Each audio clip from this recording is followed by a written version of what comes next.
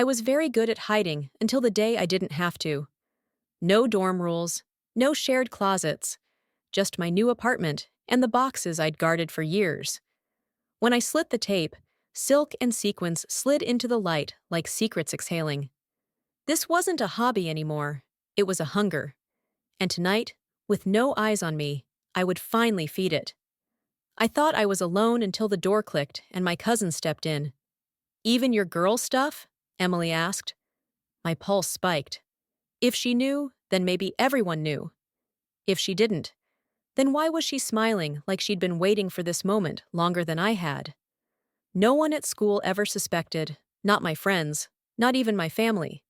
But now, for the first time since graduation, I was on my own, no eyes watching, no rules to obey, and the walls of my small apartment felt like the only safe place in the world. As I pulled open the boxes I had guarded for so long, silk and sequins spilling into the dim light, I realized this wasn't just a hobby anymore. It was a hunger, and I was done keeping it buried. With no sisters, just a single cousin, Emily, I had only my mother to look at as an example, and she was now in her late 50s, so getting better meant that I would have to experiment on my own and hope for the best. My name is Mark Davis. I am now 21 years old, 5 eyes, 7, tall, 135 pounds. I have brown eyes and sandy brown hair, and I work as a retail clerk management trainee at a local department store. I have a 2-year-old car and $1,200 in the bank. I also have 2 skirts, 3 blouses, 1 pair of shoes, and some jewelry. My furniture is, or can be, termed as early attic. All in all, I had a start, and that was all. I was unpacking my stuff when Emily stopped by. She and I are just a few months apart in age, with me the elder. She is, by anyone's standards, a knockout. Brown hair cut in a pixie style, over a face that had 2 wide-set eyes, and a smile that would melt granite. A superb figure, 36, 24, 36, and legs that didn't seem to quit, and she always wore short skirts because of her legs and narrow waist. "Hi, Mark. I thought you might need some help getting unpacked." "Thanks, but I can handle it." "Even your girl stuff?" I was instantly afraid to turn around. "You can't possibly believe that we didn't know." The shocked look on my face must have given me away. "You didn't? You didn't know that I knew about your liking to dress as a girl?" I sat on the bed, my ego and pride having suffered a serious wound. "It's okay, Mark. In fact, if you had told me earlier, I would have helped you. I've never had one, but I always wanted a sister." She sat on the bed next to me and put her arm around me. "You can still be that sister if you want to, you know. All you have to do is ask me." My desires came face to face with reality right then. I now had an offer to help me achieve my dream. All I had to do was ask Emily for her help. But my manly ways and fear choking me kept it in my throat. "It's okay, Mark. Let me help you put this stuff away." In just a few hours, we were done. I had made a pot of coffee, and as we sat across from each other, she took my hand and told me she would be back. "Today is Thursday. On Saturday morning, I'll be back, and we'll have you all dolled and ready to go out by dinner time." She left me there to ponder what she had in mind, and all the next day, I could hardly do my job wondering just what she was going to do. So by the time I got home, I was a wreck, but an excited wreck. It was hard to sleep that night as my inner vision of myself was about to come face to face with the real reality. I was up and drinking coffee when Emily came in, toting several large bags. I helped her bring them in, and as she joined me for coffee, she told me what she had planned. "There is a party tonight, the opening of that new dance place on Lincoln. You and I are going, you of course as a girl, my sister, Samantha." I showed surprise, and she told me it was a good name for me. What she didn't know was that was the name I had chosen for myself. "After we have a coffee, we'll start. You have to agree to do what I say, though." I nodded my head yes. Later, I was standing in my briefs as she smeared a chemical hair remover all over me, rubbing it into every crack and crevice she could find. It was very embarrassing. "You go in the bath and take those briefs off and do the rest, and I mean all of the rest." I had to stand there for 30 minutes while the stuff did its thing, and while I waited, she went into my bedroom. Wash everything, shave as close as you can, and don't forget your hair. It was disconcerting to watch, but I did, as every bit of hair washed down the drain, leaving me feeling as naked as a newborn. I washed my hair and shaved as close as I could, wrapped a towel around myself, and went to my bedroom where Emily was waiting. Since you and I are about the same size, I brought a few things you can use for now. She handed me a brand new pair of panties, made of black nylon. Put those on, I'll turn around. She did, and as I pulled them on, I felt an electricity like I had never felt before. I tucked myself and told her I was ready. What came next was a waist cincher, also in black, and as I pulled it around myself and fastened the hooks, I could feel it pulling my waist even smaller. But when I pulled the zipper closed, I felt it constrict even more. She opened a new package of pantyhose, which I pulled on, enjoying every inch that they went on. Now we can see what we can do with that hair of yours. I sat on a chair in the bathroom as she used a curling iron and blow dryer on what little hair I did have. I had cut it in a tapered look that was very similar to that worn by many women, and in fact, several of the women at work commented on the similarities. Emily used a clipper to trim the neck a little and sprayed the whole thing with hairspray. That's the best I can do. We'll get a pro to do it right later. Makeup done right is a real asset, and Emily was a master at it.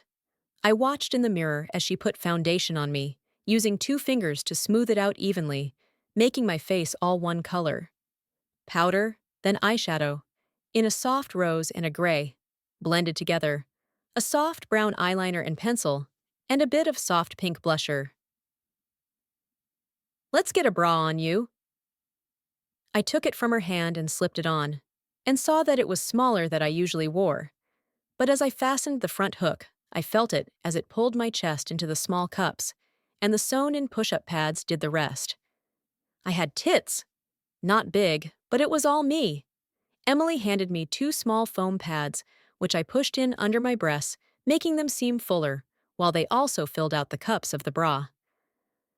The dress she handed me seemed like not much more than a wisp of cloth when I pulled it over my head and settled it over my breasts, and she had zipped it up. It was short, a lot shorter than I usually bought. It was a sheath dress in blue with a gold hoop chain belt. She handed me my only pair of shoes, shaking her head. These shoes are shot, Samantha. We'll take care of that, but for now, put them on. After that, I thought I was ready, but no. She opened her purse and gave me a pair of clip-on earrings, a bracelet, and a thin gold chain necklace, and then she gave me a shot of her perfume. Put some lipstick on and we can go. Go? Where are we going, Emily? Why, shopping, of course. What else? You need shoes right away, and panties, and at least 2 bras to start. You certainly need a few dresses and skirts of your own, and of course some jewelry. Here. She handed me a black purse. Put your wallet in there, then go put some lipstick on. I stood in front of the mirror and saw myself for the first time.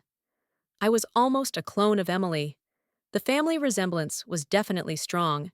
We both had short haircuts, and she was wearing almost the same thing I was. I was in heaven as I traced my lips with the soft rose lipstick. Walking out of that apartment was scary, and I was sure that everyone knew I was a guy in a dress. But as we walked across the parking lot and nobody said anything, I began to relax. Not a lot, but a little. By the time we got to the mall, I was calm, right up to the point I had to get out of the car. Now, Samantha, you know this is what you want, so just get out of the car and let's have a fun day shopping. I followed her inside, matching her stride as she walked along, looking in store windows. She grabbed my arm, and we veered into a shoe store where I tried on several pairs of shoes, buying 2 pair, wearing the black ones out of the store. From there, she took me to the very same department store I worked at. I held back, which she noticed, but, taking my arm, I found myself in the women's department, trying on skirts and dresses. I was terrified, but she didn't seem to care. I bought a dress similar to the one I was wearing, a shirtwaist-style dress, 3 skirts, and 5 blouses. From there, we left the store, and went to a jewelry store where she insisted that I get my ears pierced. I also bought new earrings, bracelets, and several necklaces. Laden with packages, we went to a makeup store where I actually asked to have my makeup done. By the time the woman was done, I looked even better than that morning, which I thought was impossible. I bought everything she used, and we took a break for lunch. It was eerie to sit there and watch some of the people that I worked with walk by without the faintest sign that they recognized me. One last thing, and we can go home and get ready for tonight. What could possibly be left? Your hair! We, her holding my arm and leading me, went into a salon where the girl styled my hair into a better feminine style, yet I would be able to wear it in my male guise. While I was there, Emily had left, but by the time I was finished, she was back, and we went home. All in all, I was glad to be out of the mall, but it was an exhilarating adventure for my very first time out anywhere, and I had pulled it off. It was about 3 in the afternoon, so Emily went home to get ready, promising to be back to help me by 6. I stood in front of that mirror for a long time, seeing my inner vision come to life. I tried on all of the clothes I had bought, and everyone looked great on me. I undressed again, and in my panties and bra, went to the bath and washed off the makeup, and shaved again. By the time Emily came back, I had tried my hand at doing my makeup twice, and thought that I could do a reasonably good job of it. I was just starting the third session when she came in and saw me. "Just go ahead, Samantha. I'll watch and see how you do." I had the foundation on and was just starting on my eyes, so I went ahead. First a blue, then a plum over that, and finally a gray. I used a sponge to blend it like the girl had shown me. Then I used a deep sable black eyeliner. I managed that okay, and used a black pencil under my eye, following the curve of my eye. The mascara was the hardest, but I managed, and my lashes got longer with every stroke of the brush. I used a rose blusher on my cheeks, blending it with the sponge, turned and smiled at Emily. "Very nice. You learn quick." In my bedroom, she sat on the bed as I pulled my new dress over my head. The soft red material hung on me, hugging my curves, flaring at my corset-induced waist and hanging about 3 above my knees. I felt naked, but she zipped it up and watched as I took out the studs in my ears and put in gold hoops. The dress had a low, round neck and short sleeves, so I needed a bracelet or a watch, and Emily handed me a gold-trimmed watch. A choker-style gold necklace went around my neck, hanging just above the collar of the dress. I put on my other pair of shoes, the red ones.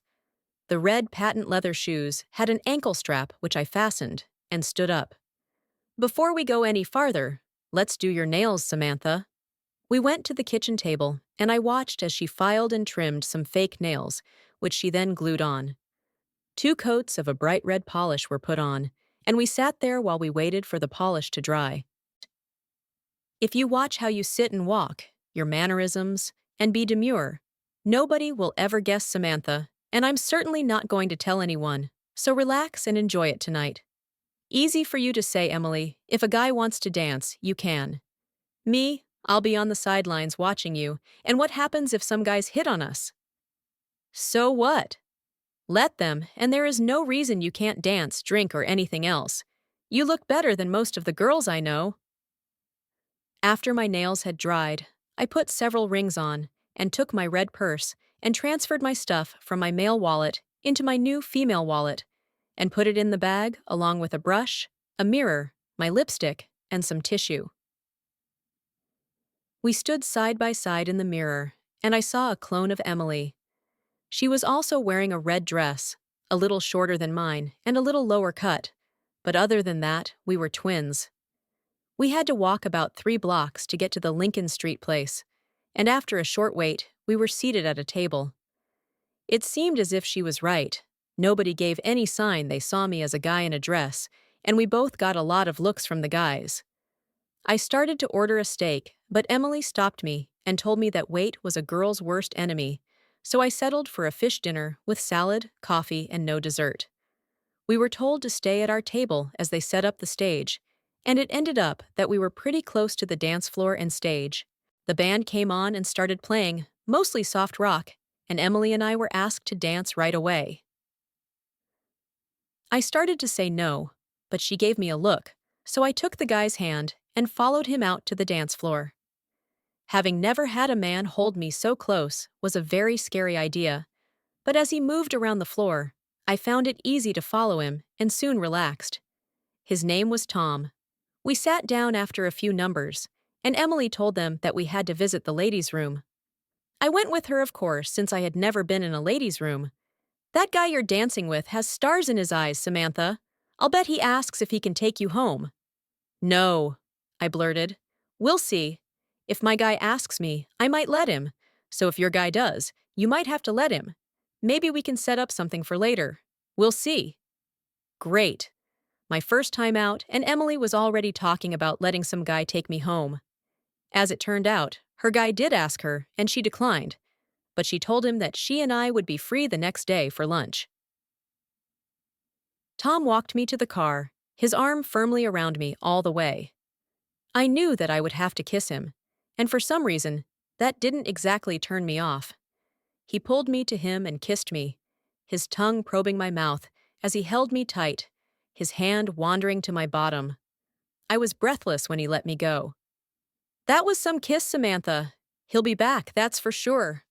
Why did I know she was right, and why did I not care? At home, safe in my apartment, I undressed slowly in front of the mirror, savoring how I looked every step of the way. I washed the makeup off and went to bed, sleeping, with thoughts of the day in my mind. Not wanting to lose any opportunity to be dressed, I got up and took a shower, shaving close again, and did my makeup. This time, I just wore foundation and powder, with soft brown eyeliner and blusher. I changed panties, put on a new bra, a white one with lace trim, added the small foam pads, and put my pantyhose back on. I decided to wear the shirtwaist dress. It was white with a large print of flowers on it. The belt pulled my waist in just enough, and after I stepped into the white flats, I went to make breakfast. My hair was so easy to do. The girl had cut it so that it barely needed a curling iron, but I let it go until after I ate. It took several tries to master the iron, but I got it, and by the time I was done, I looked almost as good as the night before. White button earrings, and a gold and white necklace, and gold bracelet, a bit of pale rose lipstick, and some perfume, and I felt I was ready for the day. It was about noon when Emily called me and asked if I was dressed. When I said yes, she told me the guys were at her house and they would be right over. These guys weren't wasting any time at all. I opened the door at the first ring of the bell. I had cleaned up the apartment quickly, and as Tom looked around, he smiled at me and gave me a peck on the cheek. "Nice place, Samantha? You live here alone?" I looked at Emily, who managed to ignore me. "Yes, I just moved in." "Shall we go?" said Mike, Emily's guy, and I grabbed my purse and followed them out to the car.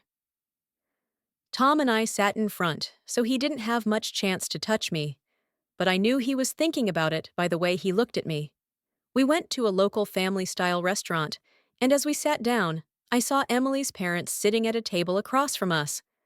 They smiled at Emily and I, waved and mouthed hello, but otherwise they stayed put. I was tense again, afraid that they might let my secret out, but Emily looked at me and shook her head no. Mike and Emily wanted to be alone, so they dropped Tom and I off at my place, saying that they would be back at 5, and we could eat and go to a show. It was different, having a guy lust after me, and I knew that I would have to find something to do or he would. I went in the kitchen to make a snack, but he followed me in and put his arms around me from behind, and when I started to protest, he spun me around and kissed me. It was like I was melting. I found myself putting my arms around his neck, and before long, with me facing him, he picked me up and took me to the small couch and put me down. He looked me right in the eye and put his hand on my stomach as he bent over and kissed me again. As I met him, he touched my left breast, which, because it was almost all me, sent shivers up my back. He kept fondling me as I wondered just how I was going to get out of this, or if I even wanted to. My mind was flooded with desire to hold him tight, but my male upbringing held me back. I could see that his hardness in his pants, it was right at eye level. He saw me look at him and took my hand and put it on his member, still in his pants, and as I closed my hand around it, he shuddered. I stroked it a few times as he drew me closer to him.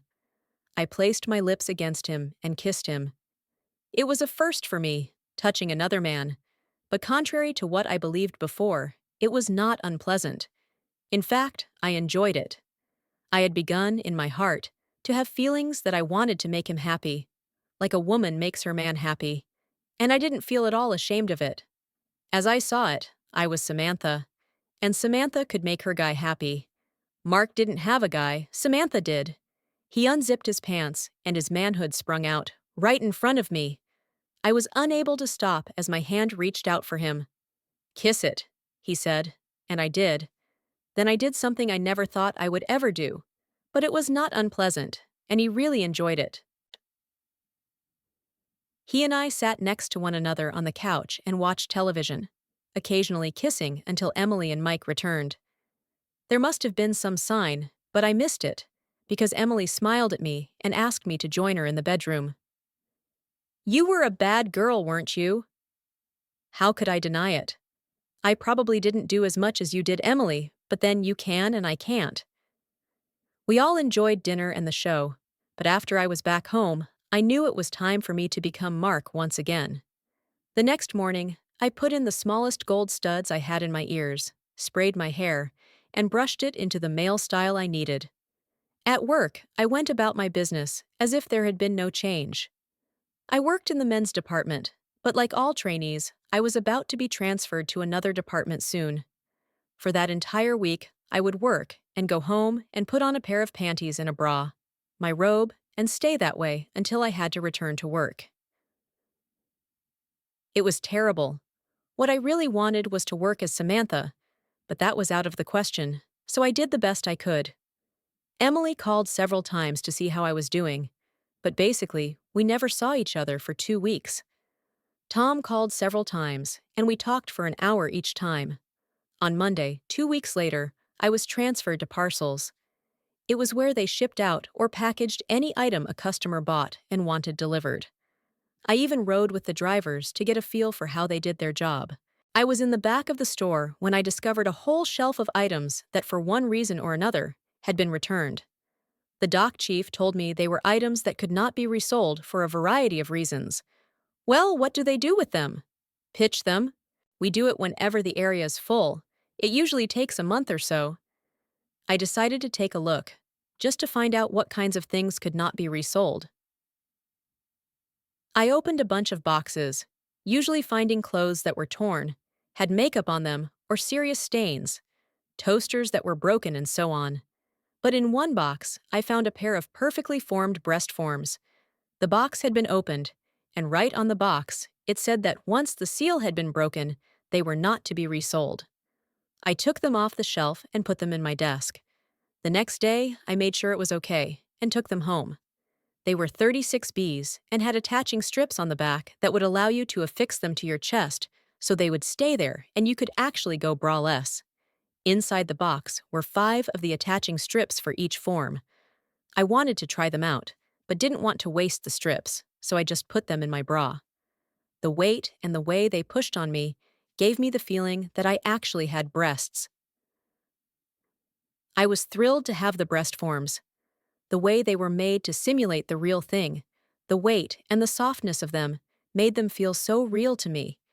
The color was so close to my own skin color that after a little fooling around, I found a way to hide the seams, making it possible to wear clothes that were even more low-cut than before.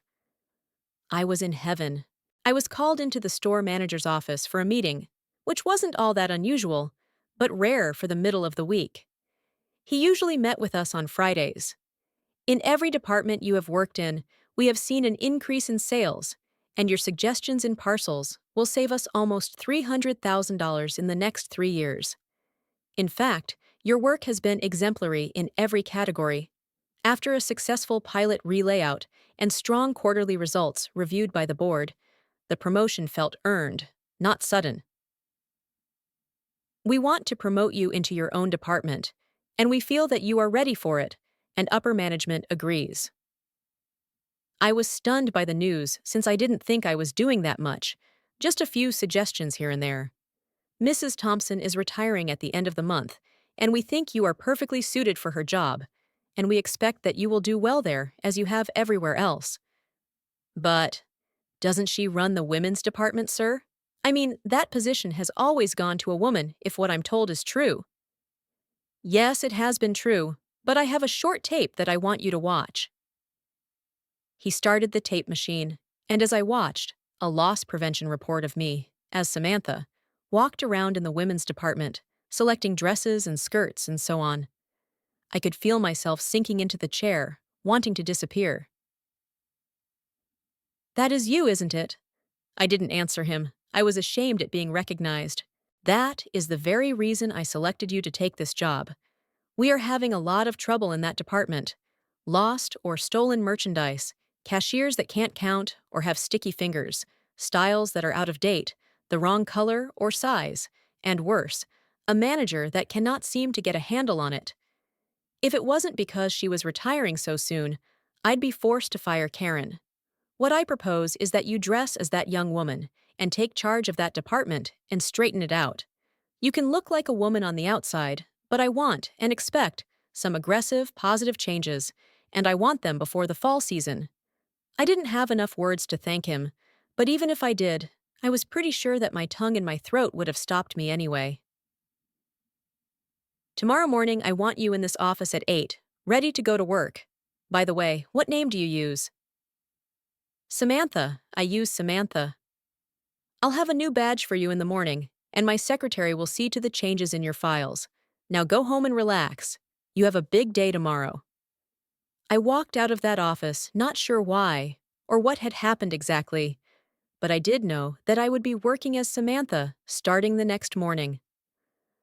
I went home, opened my closet, and looked at my pitiful wardrobe, suddenly very aware that I didn't have enough clothes for an entire week, let alone enough to be dressing as a woman every day from now until who knew when. I decided that I would wear the only suit I had. It had a black pleated skirt and a rose-colored jacket. I set out everything I would need for the next day and went to the bath, a bottle of hair remover in my hand. My nails took longer, but I managed. I did them in a soft plum color. I got up early the next morning and set about starting my wildest fantasy. I shaved as close as possible, washed my hair, and naked, went into my room and started getting dressed. Clean panties to start. Then I opened one of the sticky tape packages for the breast forms and, following the instructions, placed the forms on my chest. At my small vanity, I did my makeup, using as little as possible, wanting to seem as natural as possible. I used a bit of foundation at the seams of the breast forms, completely hiding any seam. The bra was white with lace-trimmed cups that held the new breasts tightly, allowing them to force my own skin to rise above the cups for a natural cleavage. Pantyhose came next, then the skirt. I went back into the bathroom and used the curling iron and blow dryer to recreate my feminine hairstyle, brushing the bangs over my eyes as I had been shown. The blouse was white, short-sleeved, with tuxedo pleats down the front. I left the top button undone, put in my only pair of gold hoop earrings, a small gold necklace, a gold watch, and 2 rings I had. I stepped into my black heels and stood in front of the mirror and saw myself. I was nervous, but only on the inside. Nothing showed outside but a pretty young woman. Grabbing my black purse, I headed for the car.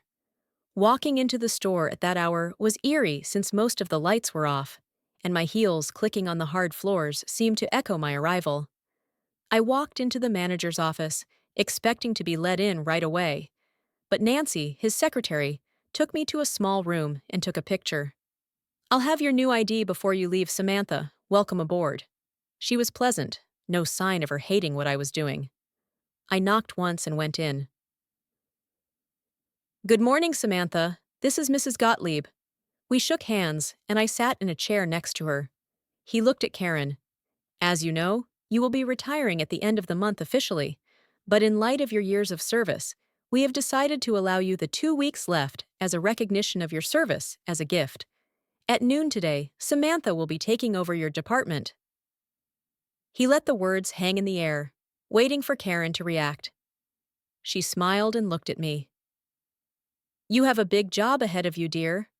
I have been saddled with every employee nobody else wants. You have a big job ahead of you, and I wish you well. If you don't mind, I'll go clean up my desk. She stood up and left us alone. I didn't mention money yesterday because I was waiting to see how you looked up close. Now I can see for myself that it looks like you can do this. I'm making you a level 5, which pays about twice what you make now. It also entitles you to a parking space and bonuses. Your employee discount is also higher, 20% off all sales. When Nancy is ready, she will bring in your files, which I want you to read and sign. Nancy brought the documents in. I read and signed them, and was given a pager, cell phone, ID badge, and parking permit. You know where your new department is, Samantha. Good luck. Karen had her desk cleaned out by the time I got there. As the girls come in, I'll introduce you, but before we do, I'll review them with you. She had 10 girls on a rotating 4-day shift. Anna, a high school co-op. Rachel, a longtime employee, ready to be advanced. Susan, an older woman. Linda, about 30, married with 2 kids, part-time. Lastly, on days, was Laura. She had a record of shoplifting, but had been hired through a state program for convicted women. I think it's Laura. She has a record after all, and a leopard can't change its spots. Karen was emphatic about Laura, but I decided to reserve judgment. I met all of the staff, and after Karen had left, I called them in one at a time, starting with Laura. I read your file, Laura, and I'm aware of your conviction. As you may have heard, we are having a serious problem here with clothing and money missing. She immediately became defensive, but I managed to calm her down. I want you to tell me what is going on out there on the floor. She studied me for a while before she answered. I'd tell you, but if you're like Karen, it'll just go in one ear and out the other. I'm not Karen. If you know something, I'm willing to listen and be discreet. We talked for almost an hour, and I got an earful on each of the girls. The next was Anna, who barely knew how to count, let alone run a cash register. One by one, I met with all of them. I passed along my observations. Cameras were set up, and in less than a week, we caught Rachel in the changing room, wearing 3 outfits under her own clothes. I fired her on the spot, and the lawyers did the rest. Anna was moved to parcels where she didn't have to handle money, and our cash flow improved. I had Thursdays off, so I took my credit card and bought myself a large addition to my wardrobe. I was now very comfortable in my new role as Samantha, and thought nothing of it to try on any clothing I wanted. Since I was now head of the women's department, I could now order the tapes I needed for the breast forms, get them quickly, and get 20% off besides. I was in trying on a dress when Emily walked into the same area. I stepped out of the changing room in a black evening gown when she saw me. Samantha! I turned and saw her standing there looking at me. I looked down and saw why she was staring.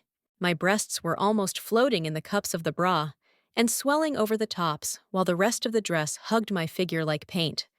You've changed. Let me change, Emily, and we can go have a bite. I quickly put my jeans and sweater back on and joined her.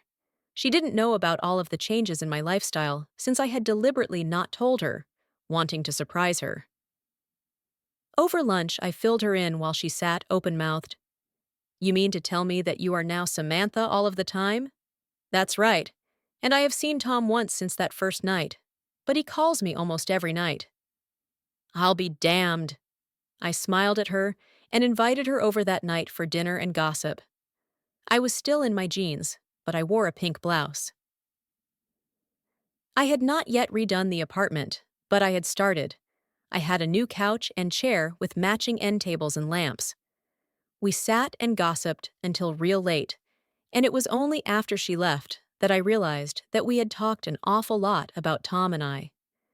At the end of 3 months as manager of the women's department, I had found 2 other girls stealing or letting their friends steal. I asked Laura if she wanted to be my assistant, a promotion that would entitle her to benefits and more money, and after she had accepted, I set about making a 10-page report about what else needed to be done.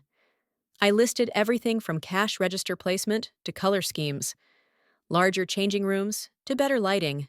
I turned it in with a small sketch of the new floor plan and went home for the weekend. I had been letting my hair grow out, and now it was long enough to be styled into a page boy style, so I had an appointment for the next morning at a local salon. I was called to the store manager's office for a meeting with the chairman of the company. Wearing a simple straight skirt and shaped jacket in a nice mint green, I was admitted to the office. "Samantha, this is James Carter, our chairman." I shook his offered hand and sat down. "I have seen your sketches and report, Samantha, and I have to tell you that you have made some statements that the board views as dramatic. Tell me why you proposed these changes." That was a no-brainer, and I was surprised that he didn't know the answer already. Women do 80% of the shopping, men 20%. More women are working now, and their needs are different. They want stylish, well-made clothes at reasonable prices. By upgrading our clothing lines to the next level of quality, we will attract a clientele that has not only the money to spend, we will no longer be in competition with outlet stores or the chain outlets. These women will want larger changing rooms with triple mirrors and good lighting. Moving the cash register and making it more openly placed also will reduce our losses because the staff will be in the open. I also would like to add that we should have a single person running the cash register. She would be trained in every aspect of that job and should have the authority to make judgments on prices, returns, and so on. We also have only one place to look for a loss. He sat there while I outlined every other point in my report. "This is excellent work, Samantha. Excellent. There is one other thing I have to ask you about. I just knew what it was going to be, and I was right. Jack tells me that you are actually a man. Is that right?" "Yes. I'm a crossdresser and came here one Saturday to shop, and he showed me the tape of me in the store when he asked me to take this job. He knew about my dressing up and told me that he wanted me to take this job, and I agreed. As far as I can see, we both got what we wanted. Your sales have gone up 3 points, and losses have been reduced to less than 2% of sales. I think I have done what he asked me to. I was in it now, so I went on. Is there a problem, sir? Has my working as a woman caused any problem?" "No, not at all. And the only reason I asked is to make sure my leg wasn't being pulled. No, Samantha, I'm not here to criticize you in any way. On the contrary, I'm here to tell you that we have agreed to your proposal and to promote you myself. You are now a level 7. I also want you to supervise these changes yourself. That means that Laura will take over as your replacement while you work with the architects and contractors to make the women's department fit your vision. You will have an office, of course, and a secretary, but we do have a timetable we expect you to follow. By the way, for your information, we feel it would be better for everyone if you kept dressing as Samantha and see no reason to change things." I was more than stunned. A level 7 made $80,000 a year, had a car, and a lot of perks like stock options. We all shook hands, and when I walked out of the office, Nancy, his secretary, showed me to my new office. I walked around a little and then used the phone to call Laura. I asked her to come to my new office and told her that she had been promoted to manager, went over the benefits with her, shook her hand, and settled in. In a few hours, my secretary showed up. I settled into my new duties, and of course, my wardrobe increased. Even thought I had more responsibility, I now had every weekend off, and Emily and I started going places together, and we grew very close, so close in fact that she had, on a few occasions, changed at my place, stripping naked while I was in the room. She had a magnificent shape, but I began to become envious of her. She had breasts, I didn't. She could sleep with her guy, and I could not. The more I thought about that, the more I wanted to be more like her. She had come over, planning to spend the weekend at my place, helping me redecorate, and was in the bedroom changing when she saw me watching her. Seeing a naked woman no longer caused me any problems, so she knew it was something else. "What's the matter, Samantha?"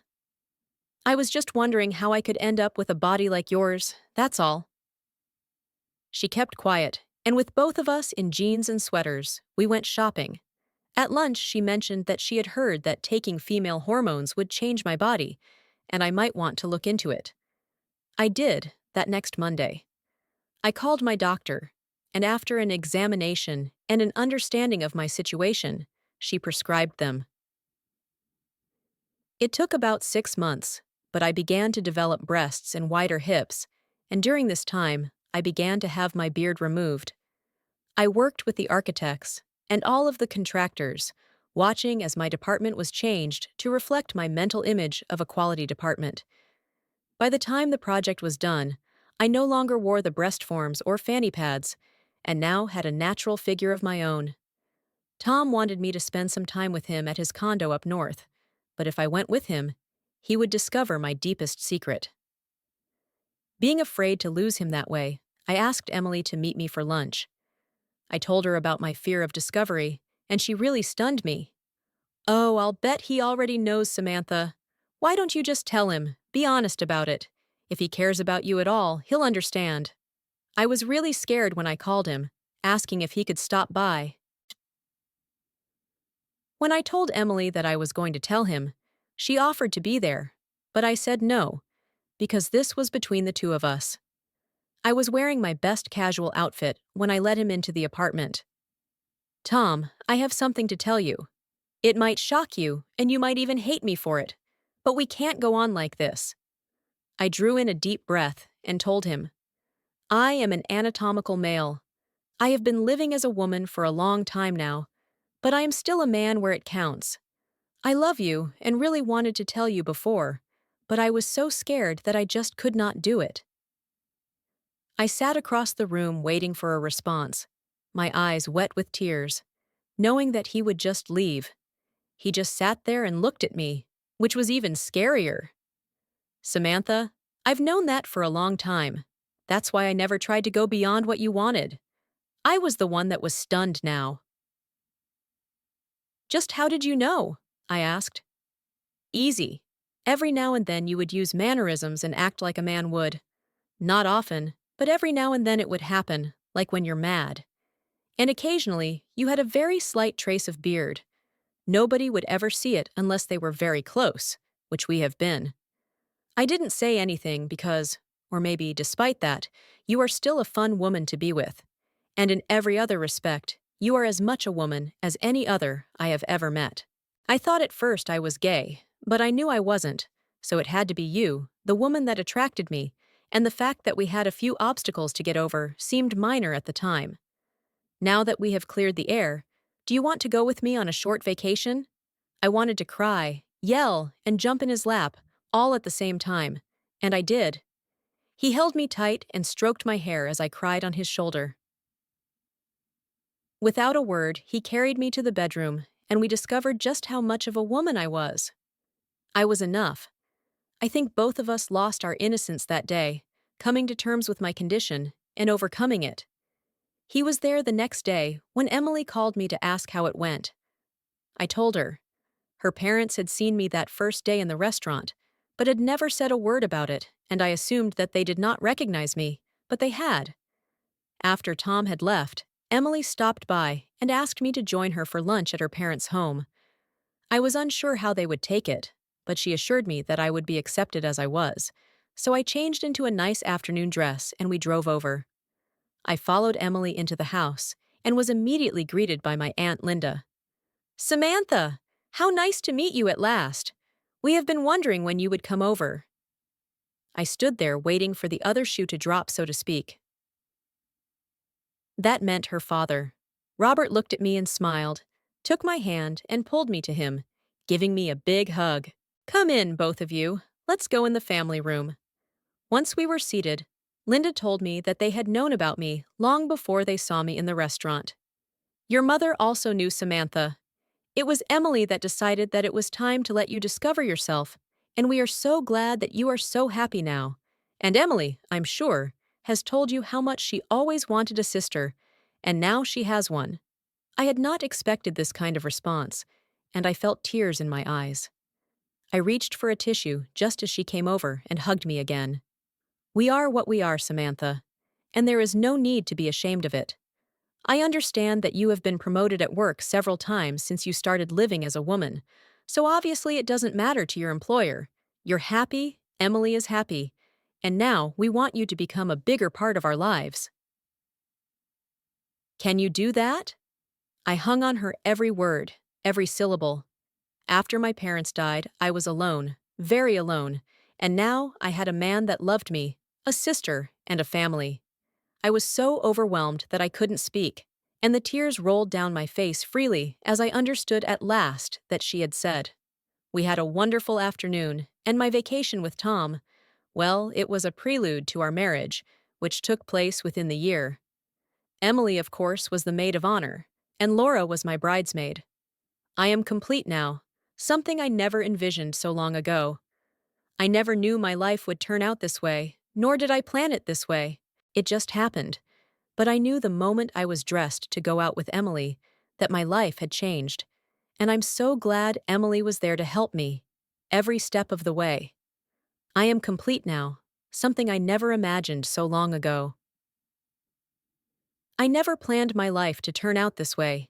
It simply unfolded. The moment I stepped out with Emily, everything changed, and I'm grateful she walked every step beside me. But completion has a quiet cost. Some doors never reopen once you cross their threshold, and some truths demand you carry them in daylight. I still catch my reflection and wonder who will recognize me first, the world, or the part of me that's still learning my name. The story didn't end with a wedding. It began with a promise to live as I am, even when the room goes silent.